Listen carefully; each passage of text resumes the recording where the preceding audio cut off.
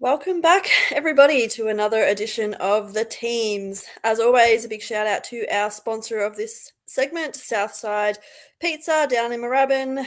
We're looking at the round 18 clash against the Swans on a Sunday arvo. Yes, we are back to the Sunday slot, and we're going to make it our home for the next few weeks by the looks. So, welcome back, Evan and Ollie, after the weekend's game against the Hawks, and welcome to everybody tuning in. First off, Ollie and Evan, what did you think of the weekend's game against the Hawks? What were your key takeaways? Yeah, it was another honourable loss, but if nothing else, just watching some of the media response, your 360s, your first crack, and all the gossip shows, they have been a lot more positive than they have been throughout the year, sort of thing. They're talking about our new recruits, our kids there, rather than talking about the level of loss, and it makes it a little bit easier to watch footy throughout the week because the tone internally and externally has changed a bit. Yeah, I think, like you say, it's more of a positive loss if that's possible because we've been in the games against good sides rather than just getting smashed like we have twice against the Bulldogs. So it makes it gives you a better look forward when you go, okay, well, we're 15th on the ladder and we'll get a high pick next year or for the draft at the end of the year, but we're competitive and we're in close games. So, the positives outweigh the negatives, I think. Yeah, absolutely. It was just definitely one of those games of highs and lows for mine. Like, 1 minute I'm in my chair and I'm like, brilliant football Saints, this is awesome. And then next minute I'm tearing my hair out like, what are you doing? How did you miss that? Or how did you miss your teammate? Like, so it was just one of those ups and downs. And I was having a chuckle watching Ross Lyon in the box at one point because it looked like he was about to hand in his resignation. So I could definitely relate, and very frustrating when, that they do so many things right and it's just that final possession that they just stuff up. But in saying that, a lot to like and a lot to work with, and plenty to talk about, I think, as opposed to, coming off a 10-goal loss against the Dogs or losing to West Coast away. At least we've shown signs of being competitive with the sort of the top four sides. I mean, Hawthorn have been pretty impressive all year for mine, so I was quite impressed with us that we could hold our own and match it probably physically as well. I think we did okay with the contested possessions and in the midfield as well. So I think, there'll be a lot to dissect as we look at the teams. As always, I've just brought in the ins and outs on the screen first, and then we'll look at the lineups a bit more closely. Obviously, again, it's a Sunday Arvo game, so we're stuck with the extended bench, but I think there's a bit here that we can work with, and maybe we can sort of talk about what we would like to see in terms of our ins and outs and who makes this final side. So, let's get stuck into it and talk about what we see here. We've got, at the moment, O'Connell, Boxall, Heath, Burns and Stocker there returning from injury. So fingers crossed he's passed the fitness test and he does come back in, especially with Webster going out with his injury, probably likely to be out for the rest of the year. And then we see Wilson omitted as well. So keen to get your thoughts on that, as well as the potential inclusions off that list and any further outs as well that might not be listed as yet. I think that Stocker is a shoo-in. You ring him in for definitely being in the side. As for Wilson's replacement, as much as I'm not the biggest fan, I would have thought it would be Burns just because similar size, probably can play similar positions, but I'm happy to be proven wrong. Aside from that, I think we all, or at least the three of us, share a similar view in that Heath over Keeler would be a good option this week, just over playing who's in form. I think Keeler had one disposal total last week. I know he had 0 in the third quarter. And that doesn't mean he played a bad game because he can contribute in other ways, but he obviously didn't get any shots at goal, or he had one. No, it was a handball. I remember seeing it was a handball. He had no shots at goal. So just seeing some different guys come in. Max Heath can play a different role. He's more of a ruck forward, so give Marshall more of a chop out, see more of Marshall forward. As with all of us, I'd like to see Hugh Boxall in, but I'm not too sure who goes out for him. Yeah, I think we were talking about it before, but particularly that Heath in for Keeler makes sense at this point. If for no other reason than if we go into next year with Keeler having 10 games played and Heath having 6 games played, that just lines up better rather than playing someone through bad form.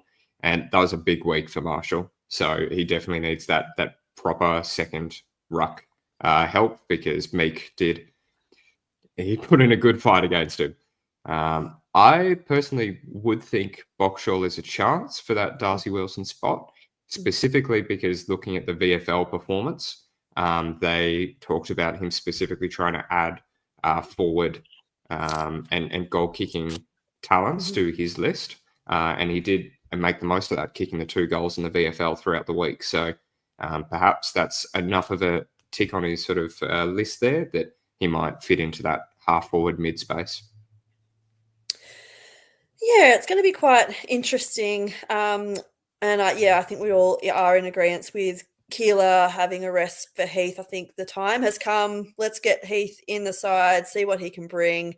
I know Lyon sort of talked about Keeler having a bit of a shutdown role, a sort of a more defensive mindset on the weekend, which is okay, but I'd still like to see a forward have more of an impact than just being a shutdown player, particularly someone with his size, where we're sort of lacking in that area. Didn't really get to the contest, and not always his fault, because the ball sometimes lands nowhere near where he might be presenting, but I just want to kind of see him progress in the twos a little bit more with the lead ups and getting to a few more contests and getting a bit more physical. So I think we're all in agreement along with a lot of the comments here, that we're really just keen to see Max Heath into the team.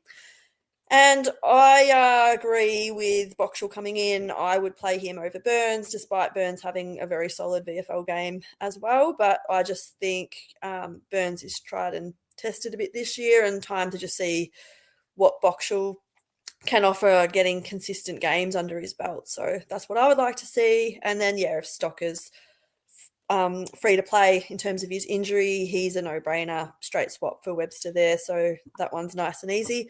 Might take a quick look at Sydney's ins and outs as well, because they've got a couple of pretty key outs and a lot of experience being lost in terms of what they've got as their extended bench coming in.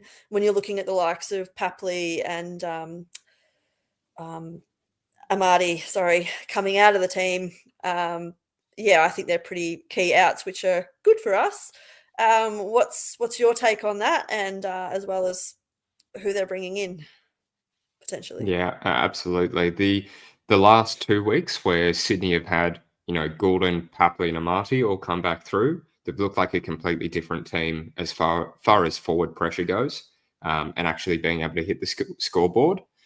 So seeing them both back out again makes me feel a lot better as far as that one goes, because I'm a lot less worried about Corey Warner up forward than I'm about Tom Papley, the man who can play, commentate and umpire at the same time. But he's just an absolute madman. So never to enjoy an injury, but that's well timed for us, and maybe not what we're used to compared to a Bontempelli coming back or a Darcy coming back from injury, which we'd normally call out.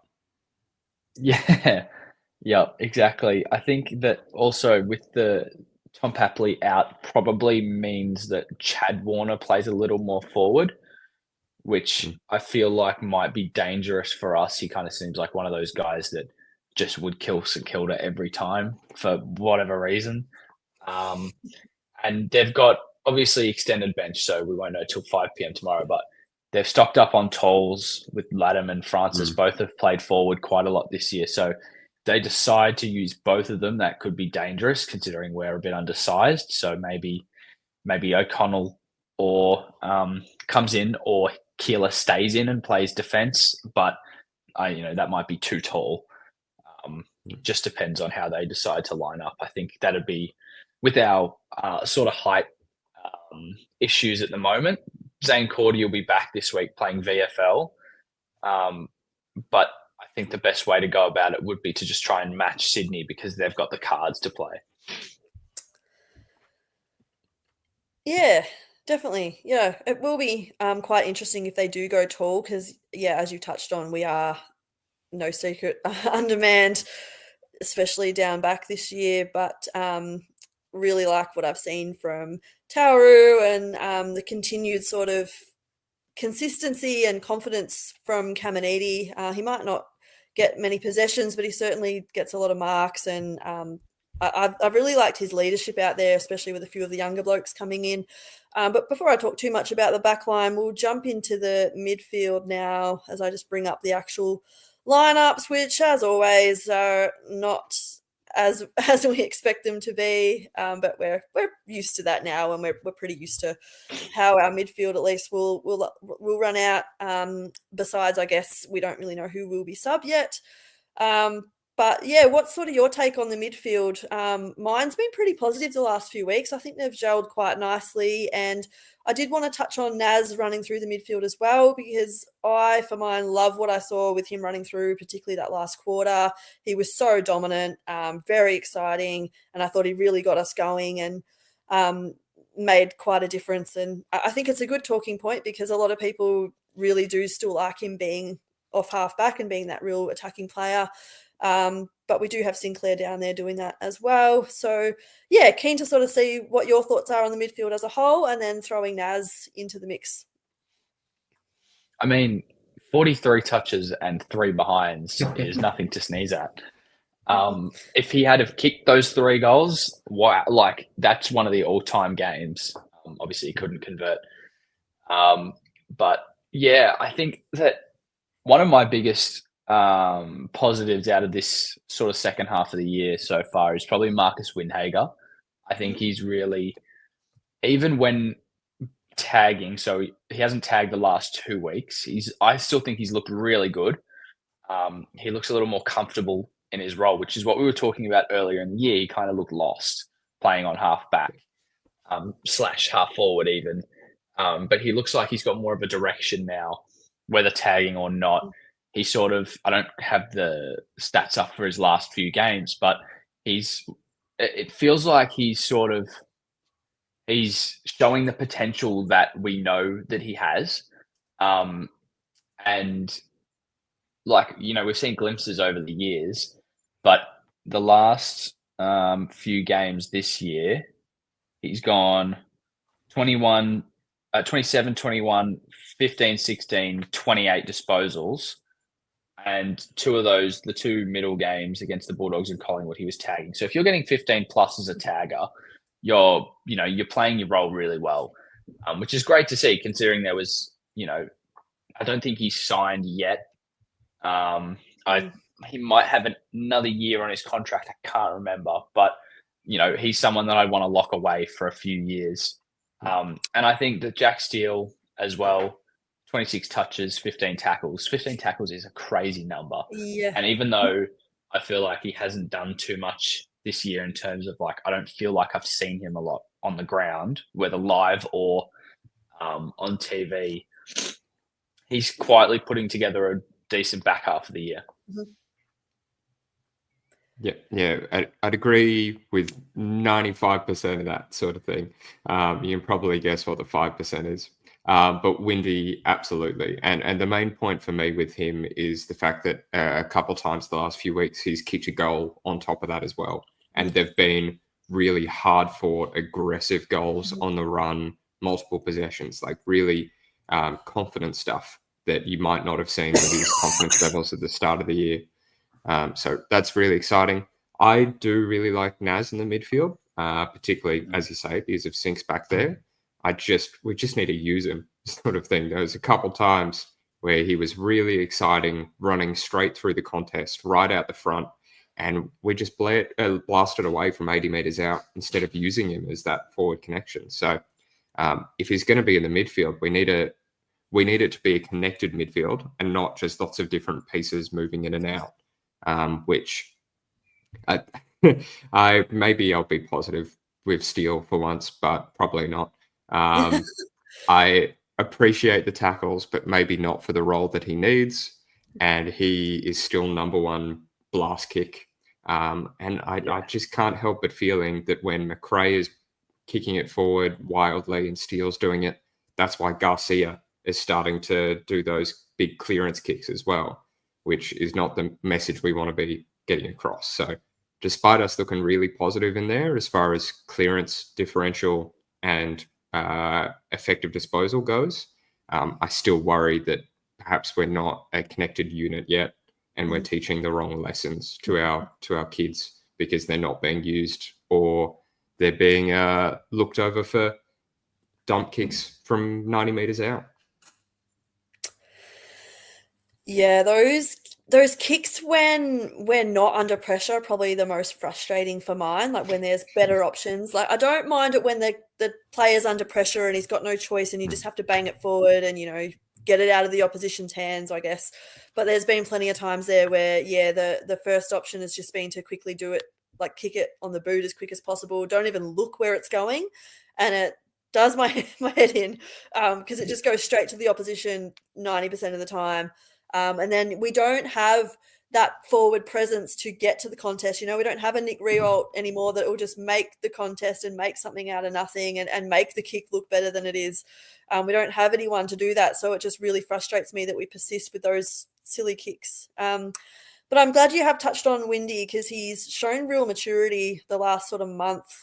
He reminds me a lot of Luke Ball and how he started out with his career tagging, and I don't know if he just looks similar as well a bit from Hein, but maybe the key difference is that Luke Ball never really managed to get on the scoreboard a lot, and I really liked how Windy sort of did that errant kick, but he got it straight back and slammed it straight through the goals. Like that was just a beautiful passage there. So credit to him being able to hit the scoreboard, as you've touched on. And I've really rated Garcia since he's come back as well. I think he can be a point of difference. So, yeah, Evan, I hope he doesn't just start bombing it because I think he's actually one where he will actually weigh up his decisions. And most of the time it's the right one for like a young kid. He's got very promising signs and looks like a really solid player for us there. So, yeah, he needs to not follow the leaders in just kicking it to nowhere because he's better than that, I think. So, and I reckon the coaches agree with that too. There's one player, I don't know whether to talk about him in the midfield or forward discussion, and that's Max Hall. He has just put in a couple of blinders 2 weeks in a row, gone from strength to strength. I've loved it because I've loved the bloke all year, and some people have wanted him dropped, and I've been keen to persist. So I'm really happy that his effort's paying off, and he's just sort of come out of nowhere. And I know during the week, Jakey discussed that his nickname should be Max Damage. Well, I'm going to say I want it to be Max Power. Following The Simpsons, I don't know if anyone's old enough to remember what I'm talking about with Homer Simpson, but the Saints need to get a bit of a something going there and promote the Max Power. So, Jakey, I like your Max Damage, but I'll raise your Max Power, and can I get some sort of Simpsons reference there happening, please? Because the Saints, they did come out with the Viking and the Wizard promotion, so I was pretty pumped with that. But I'll stop rambling now. As always, I like to go on my little tangent, so we'll move on, and I guess maybe Max Hall can lead us into the midfield forward discussion, if you like. I think that's all yours, Ollie. I think your one line in the notes, the Max Hall hype is real. All right. Is that what I wrote? I did write that. Yeah. I think the best part about watching Max Hall for me is that we've been crying out for so long for a line breaker, and we had Jordan De Goey in our sights. Obviously, he didn't sign all these star midfielders that we haven't picked up, but Max Hall is doing that mid-forward role so well. He pushed up into the actual midfield around the ground quite a lot this week. I don't know if he attended any centre bounces, but let me see. He didn't attend any centre bounces, but around the ground, he definitely was in the midfield mix. And his ball use is one part of it, then his decision making is the second part of it. So he's a great kick, but he also knows when to hold the ball and then when to kick it or handball. When he knows when to make that decision, and he's so great to watch. He just knows where to be, knows where to give the ball, and we all hope that he keeps up this sort of form because he's been the highest rated player in the whole competition in the last 5 weeks, which is incredible for a guy who was drafted a year ago in the mid-season draft and didn't play his first game till round 1 this year. So more out of Max Hall, more Max Hall content on the social media. Inject him into the midfield a little bit more, I reckon. Yeah, he's earned it through and through. A bit on that as far as the mid forwards go. Part of our forward line, the issue was getting the ball in there in an accurate way. But I am also, it's almost too much of a good thing in some ways because we got more goals from our midfielders and mid forwards this week than we did from our full-fledged forward line, which I think we have been asking for midfielder goals this year, but not really one instead of the other. So hopefully we get a bit more from our key position players this week. Mm-hmm. Obviously, it's tough to when the entry isn't quite right. But now that we've got, Hall running through there, Windy's nearly good for a goal a game. Potentially the risk of Garcia, who's good for a couple goals in the VFL, if he can start hitting the scoreboard. That on top of, 2 or 3 from Sharman is what we're really looking for and missing. And on a more positive note, at least, I think at one stage it was 310, which doesn't sound particularly positive. But if you're the best teams in the comp, like a Brisbane, when their coach is asked about that, he goes, our system was right. It just wasn't our day on the scoreboard, and that will come. Like, we'll have our day there sort of thing. So depending on if you look at it from we had bad forward entries that led to bad scoring shots or not, that's part of the game that just should be coming with time. At least our aggressive system is back where we wanted it last year, sort of thing. So there's definitely some positives across the ground.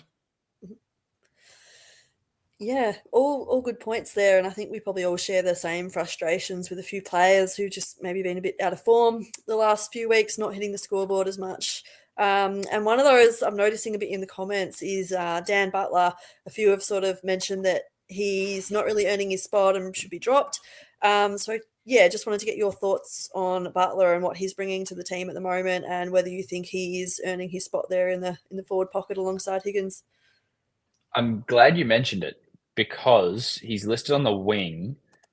Obviously we take this with a grain of salt, but I feel like he could tag Errol Gulden. Okay. Because we have him in the team for his defensive pressure, right? And his tackling skills and his chase down ability. And Errol Gulden's such a great outside player. He's got one of the best kicks in the league. I feel like that wouldn't be a bad role to just test. If it doesn't work, it doesn't work. That's fine.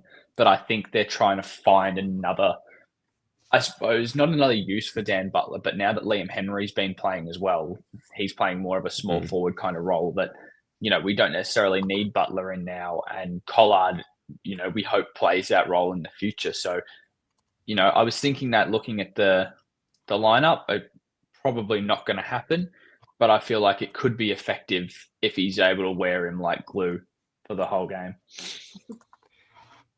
Yeah, I like that a lot. Apart from the fact that their forward line is so depleted to the point where I wouldn't mind seeing Stocker on Gulden as well, sort of thing. If they're running with Papley, Warner and Heaney all transferring in the forward line, then I reckon Stocker goes there and we find something more creative for Gulden. But Papley's not playing though. Position. Exactly. So Stocker has a bit more range there. There is also a level of, you think Collard is the one knocking on the door for Butler's spot, but he's not knocking very hard at the moment. So he needs a bit more time in the VFL to work out his position there. And finally, Butler is playing that really tough forward pressure role. And when you don't have key forwards bringing the ball down with soft drops, making it really predictable, not having contests in the forward half in the same way. It's bloody tough. So you'd hope he makes the most of it, but we're not setting him up for success with our forward results at the moment. So he's probably safe just by other people's performances in a way, which isn't great by itself. Yeah, that's probably fair, and I reckon that would be a masterstroke there, Ollie. If Butler come out and shut down Golden and we went on to win the game, that would be pretty incredible, because I don't think anyone would see that coming. So that's a good little left field suggestion there. I don't mind it. But yeah, it is a difficult position to play. The thing that annoys me with Butler at the moment is just some of his like dinky little kicks, and he's always just trying to be a bit cute for mine. Like, just get back to basics, mate, and do the team thing and that, because he can be really great with his pressure and things, but ball in hand at the moment, it can be very frustrating at times. But he's one of those players that when it comes off, he looks $1 million, but when he doesn't, it's like, what are you doing in the team? So same can probably be said for Liam Henry, who I thought it was a bit quiet after his comeback game the week before was quite okay, but didn't really take that next step for mine on the weekend. So I'd be keen to see him redeem himself a little bit more.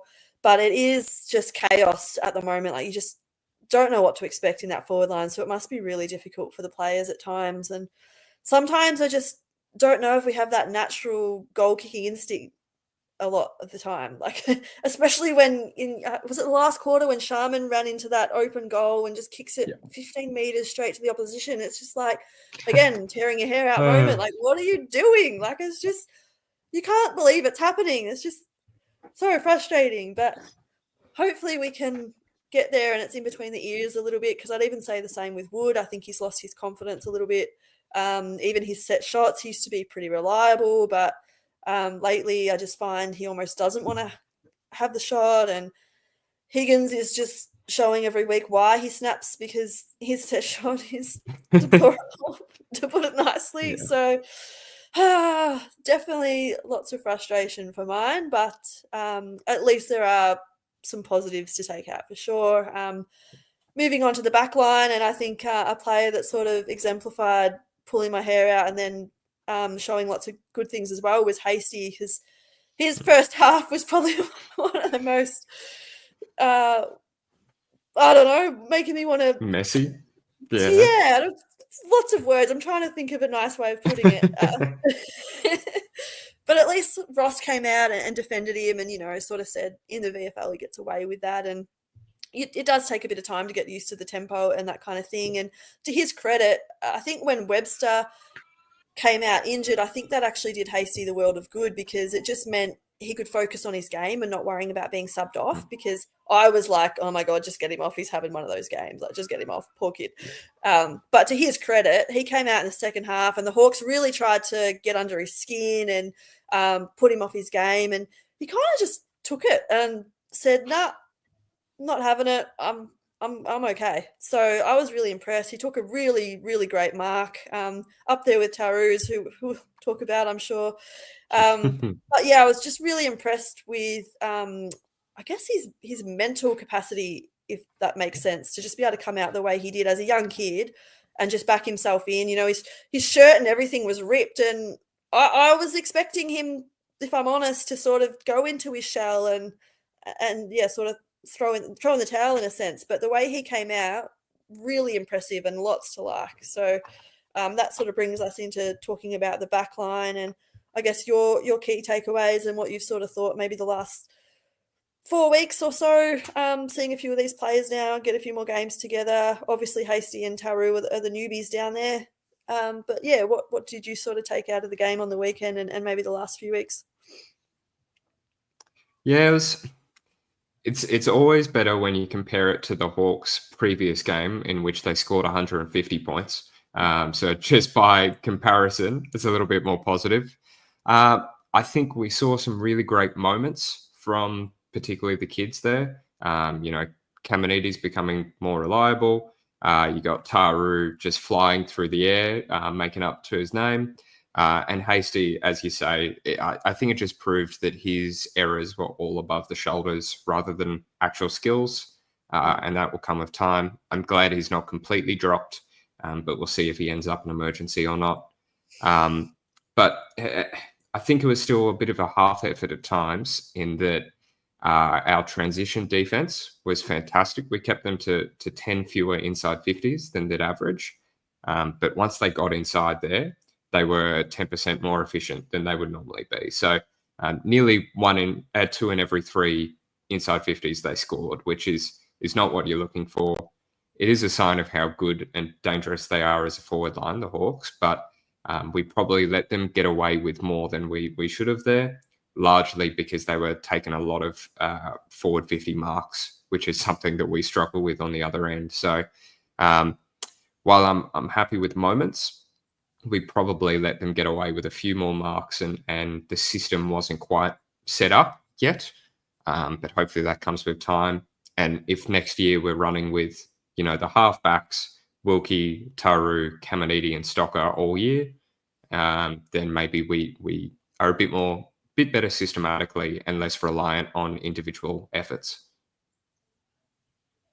Yeah, and I think that's the sort of the individual efforts, like you just mentioned, is what you want to avoid, and what most great teams don't have a whole lot of. Like, you might get one a game, but you don't want to have to rely on those same guys week on week to produce great games. Like, we don't want to have to, we don't want to need Naz to, get 30 disposals and a goal every week to be competitive, So, like, for me, like, well, I know we've spoken about Taru a bit already, but going from,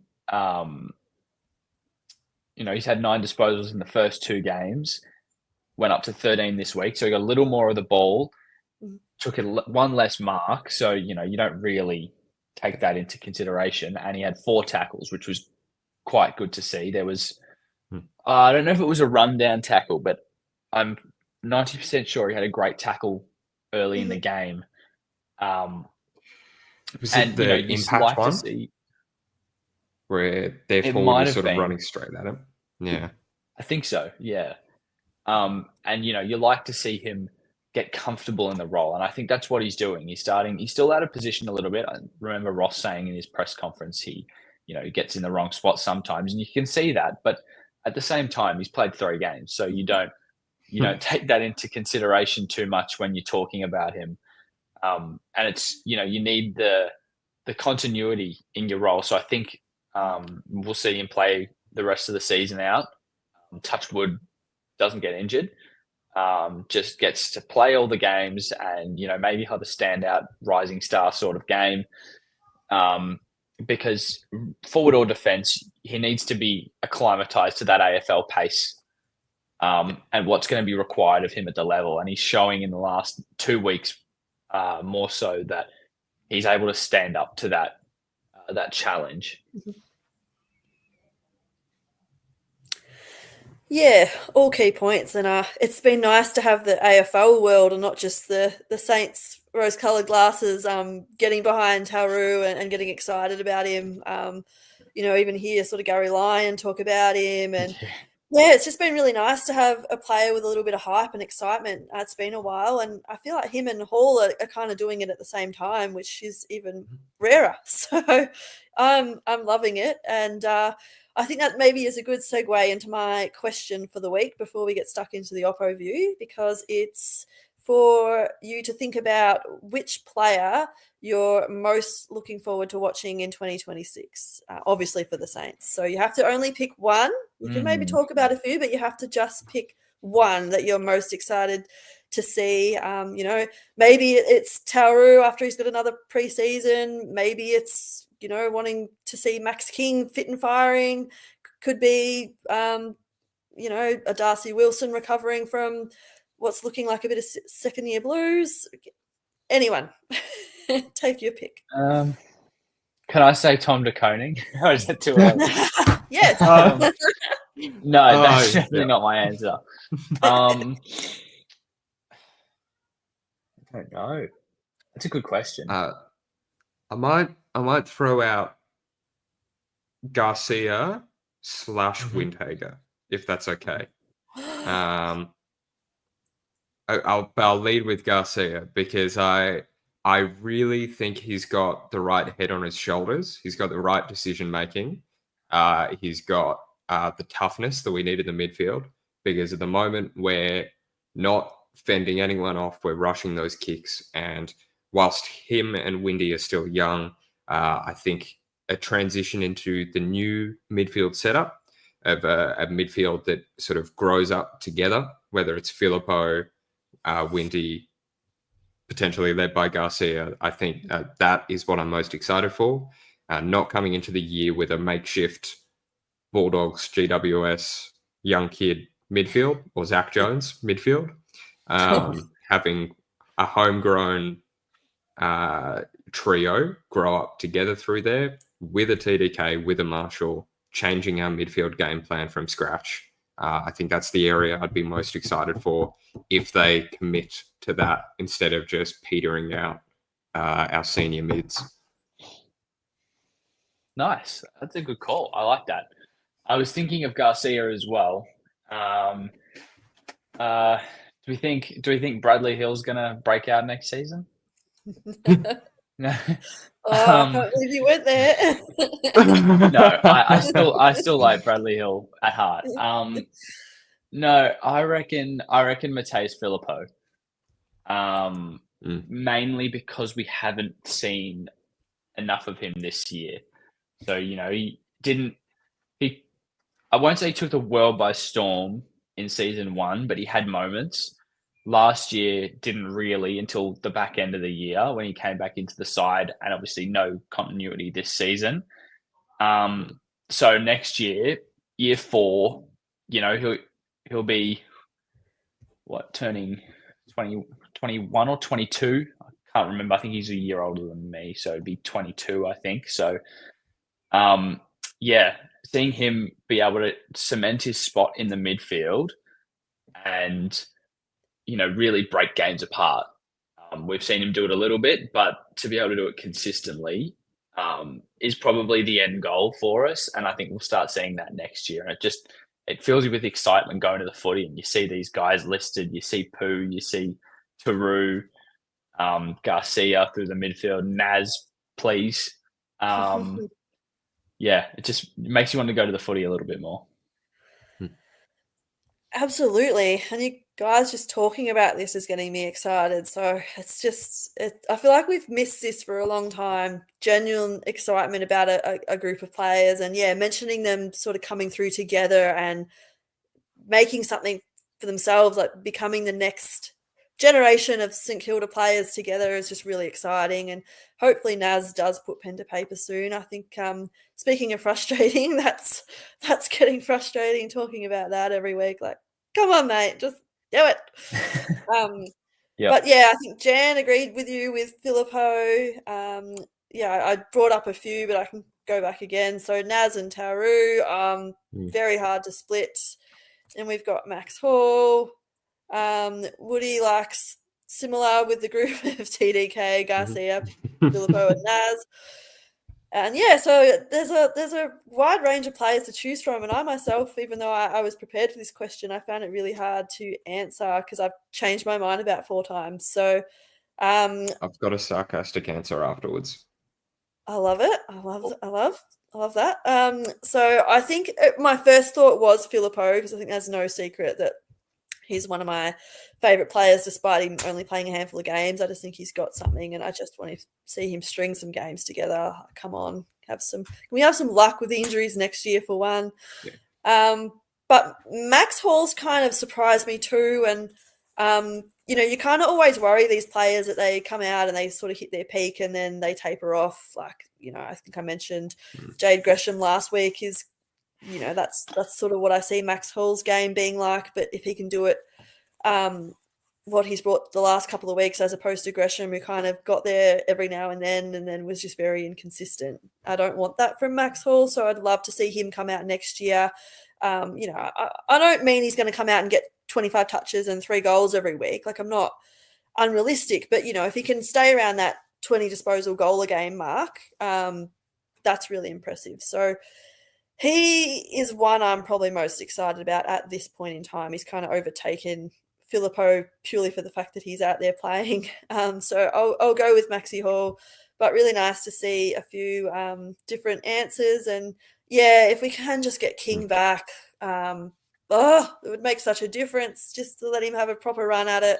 He's copped a lot of criticism as well when he's been in the team, and I just want to see him come out, and I think he'll have a point to prove. So I'd love to see that. But Evan, I won't continue any further without your little comment. Well, you touched on it briefly there, but I'm excited to see the medical team next year, because if they can just find out what's going on with King, maybe they can get a better read on a Filippo's training regime, because he's either pushing it too much or something's up there. So I'm not saying we need replacements. It's not Essendon style issues that need a whole new squad, but I really hope there's, as called out there, just got to keep some people on the park, because we've had a relatively good year this year as far as like physical injuries go. It's all been behind the scenes stuff or soft tissue sort of thing, and you got to make the most of a year where you're not running around with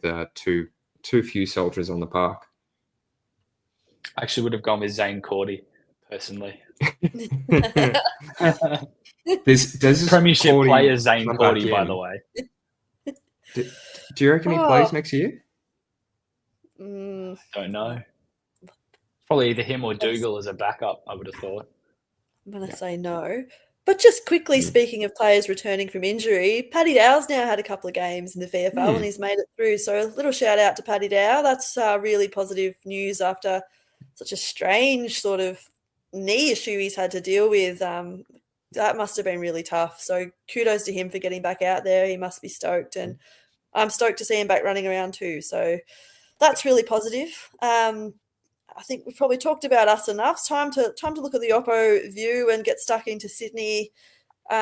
We've sort of touched on a few players and notably their key outs with, for mine it's Papley, because I feel like he always loves playing against us. I say that about everyone every week, don't I?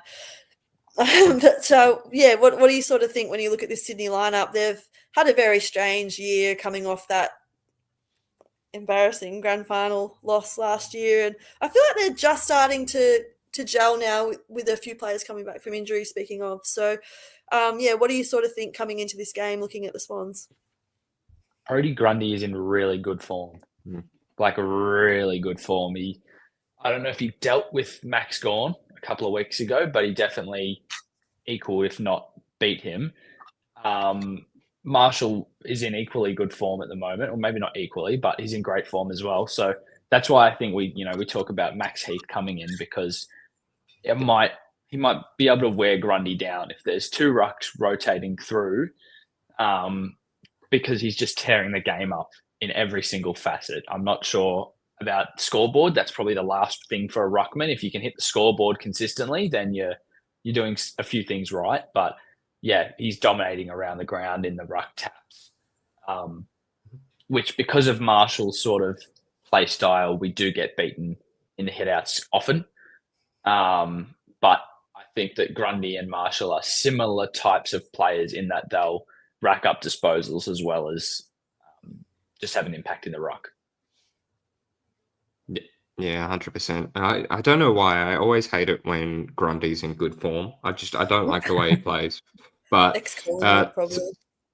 probably it's probably that. But to a certain degree, as you mentioned, Marshall got beaten in the tap work last week, but we still managed to really hold our own in the clearance. And we're going up against an even stronger midfield at the moment. So balancing there will be important.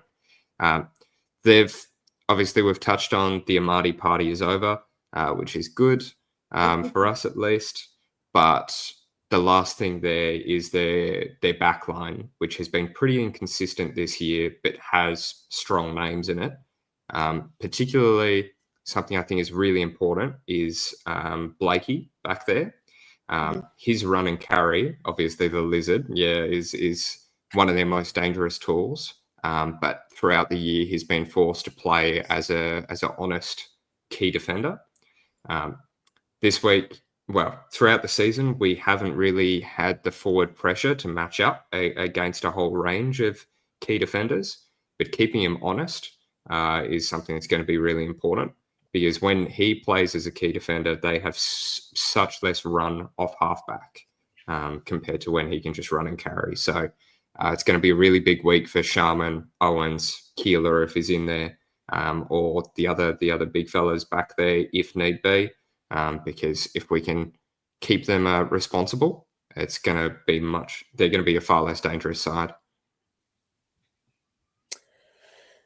Yeah, definitely. And I feel like I agree with Chris here with his Goulden and Lizard comment, because, yeah, and like you've touched on, Evan, with Blakey and his run, every time I watch Sydney, he's probably been the one shining light at points in time this year. And sort of same with Warner. If he gets off the chain, he can be quite damaging and threatening as well. So I'm looking to put a stop on him.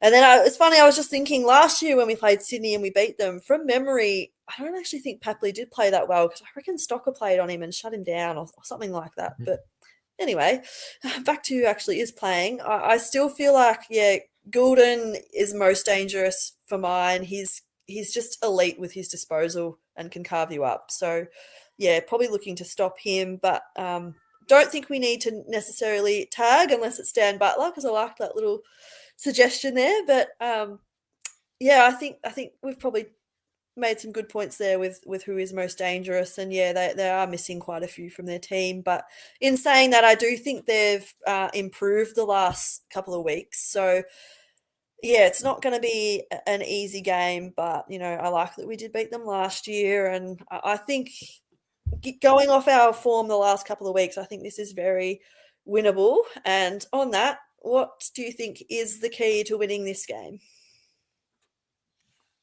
Just equalising the midfield. It's their big strength, particularly because of their injuries at the moment. That rolling forward midfield with Heaney and Warner going up forward throughout times, making sure we balance there again. And on a more aggressive style, I reckon this is the week where our run-off halfback strategy just needs to go full-fledged, because they're missing, their absolute high wire forwards there. They don't have quite that same running pressure as they normally would in that forward line. So making sure we are getting Sinks back there, we're getting Hasty breaking lines, we're getting Naz running off there as fast as we can, and making the most of the fact that they in theory are missing some of their key pressure forwards. Yeah, I think it sounds like a cop out answer, but I feel like we just need to do what we're doing, if that makes sense, because we've been competitive in the last few weeks against good sides, like I said earlier. So, you know, if it, I can't say if it ain't broke, don't fix it, because we're not winning, but it's a brand that looks better than it has for the rest of the year. So I don't see a problem with, sticking with our midfield group that's been playing well in the last few weeks, not necessarily toweling up other midfields, but breaking relatively even in clearance numbers. We smashed Hawthorn in tackle numbers last week. I think we had 80 plus tackles as a team. Still having 15 is, a big contributor to that, but still, it's mainly the forward entries that are the key for us to unlock the scoreboard a little more than we have, because we're clearly getting the opportunities, because we're doing all right in terms of inside 50 numbers. We beat Hawthorn in that last week. It's just the delivery. We need to lower our eyes and make sure we take our time with the kicks. So, there's a lot of either, it's just gone over his head, or, it's just fallen short and got intercepted. It needs to be not necessarily, a chisel ball that just kind of like a bullet pass, but it needs to be thought through more than anything else. And I don't think that's what's going on at the moment. Mm-hmm. Yeah, it's definitely one area for mine that we need to tidy up. And I think it's playing to our strengths and knowing what our weaknesses are. And our weaknesses is our contested marking. It's pretty much non-existent. So the high bombs just have to go. They don't work for us. They just play right into the opposition's hands. So, I wish there was a quick fix to that. I wish we did have someone running around who was capable of taking these contested marks, but the reality is we don't. So we need to start playing to our strengths. And I think we can be quite unpredictable at times to our opposition. Like, they don't really know what we're going to do, but at the same time, we can be unpredictable to our own teammates, which is a disadvantage. Like, I just want to get a little bit more on the same page, I guess. And I think that just comes with a cohesion of stringing more games together collectively. And we haven't really been able to do that too much, with whether it's injuries here and there or, players in and out of the team for different reasons. But yeah, I think mainly tidying up the connection between the mids and forwards, because I think we've touched on it a number of times. But then Owens and Sharman in particular, like making the most of their opportunities and making the right decisions goes a long way. Because I just think that's been the most frustrating thing for me the last few weeks, is just having a forward line that's not clicking, which I've seen at times throughout the year, but it's just really been exposed and disappointing when you're really close to beating some decent teams, and it's just that missing link for mine. So that's my key to winning. I don't know how quickly we can turn it around, but the game against Freo the first time around was just exactly where we did just click and we made the most of our opportunities. And like, how good did we look when we get it done? So it's not impossible. It's there. We just got to make it happen. And I think we can make it happen. I'm tipping us this week probably by a small margin, around maybe the goal mark. So are you the same? Are you tipping the Saints? And what's your margin, if so? It's No, you go. Are you going to be positive this week? I am. It's a rarity. I'm going there. I reckon we're at home. We're showing lots of promise. We've got exciting kids in the squad. They're missing key players. I reckon this lines up right in theory. So I'm going to go Saints by 3 goals. I'm actually really keen for this one. Nice. I reckon good shot. Yeah. Sounds good. I've gone similar. I've gone Saints by 11. And I'll stick with my call from earlier. Dan Butler shuts down Errol Goulden. Could look like an idiot in a couple of days, but that's fine. That's what these big calls are for. And I think it'll be a good game. Sydney's in form. We're not in form, but we're not in bad form. And we always seem to play Marvel better against interstate sides for whatever reason. So, yeah, Saints by 11. I like it. I like the positivity, and I agree. We can get this done. It's a home game, Sunday Arvo. I think it starts at 3:15, so make sure you get down if you can and support the boys, get the Viking hats out, and hopefully you can get the hands on them, because I heard they were sold out last week. So that's a good sign. Really exciting though, lots to like. So yeah, as I said, get down and support the boys on Sunday. Thanks as always for tuning in and all your comments. It's been really good and quite nice after a couple of losses to talk about this team with some positivity. So all for that, and hopefully we can keep it up and get a win on the board on Sunday. So thanks again, Evan and Ollie. As always, really good discussion. And as always, go Saints. Go Saints. Go Saints.